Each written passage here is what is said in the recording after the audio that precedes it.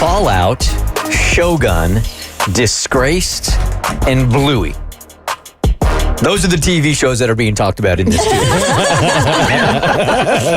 We cover a lot of ground. You forced Mo into watching Disgraced. I did.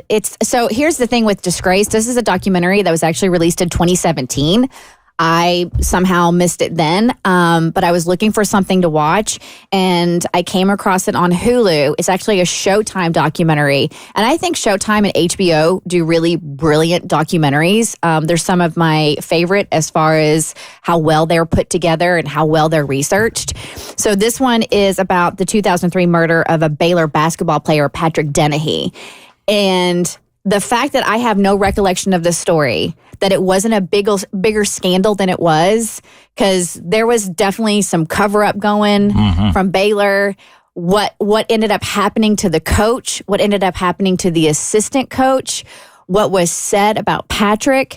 There's so many twists and turns, and I was livid. Like, when you get this visceral reaction when you watch something, I was so pissed off with what transpired. Obviously, you're talking about Patrick's life being taken from him. But what happened to the head coach and what happened to the assistant coach, I was livid. Kristen was peppering Mo every day. I was. Did you watch it? Did you watch it? Did you watch it? Did you watch it? What episode are you on? Did you watch it? Did you watch it? It's one. It's just one documentary. And was it not worth it? It was worth it, and I ended up being pissed off just like you were. Is that right? Oh man, the cover-ups. I don't remember how I didn't know that this was a thing when it actually happened, because it's right didn't up go my to alley. trial. But that explains a lot. When you watch it, you get why it didn't. So my son demanded that I watch Fallout because he's in all that. Wow, what a really great show. So I've been watching that. What's it about? It's based on a video game. Yeah, it's a video game by Bethesda that they have several releases of. But essentially what happened, it's kind of set like 1950s-ish, and there's a big nuclear explosion, but there is a company who has been selling vaults to withstand this. So you have all these vault dwellers who've lived in the vaults for 200 years, really cool. And they finally come out again into post-apocalyptic America, and it post the nuclear explosion. But it's not like a heavy drama Oppenheimer. It's fun, and it's there are crazy different animals and people living out there, and you're all these adventures. Apocalyptic and fun. I never thought those two would be in the same set. It really is. The end of the world, yay!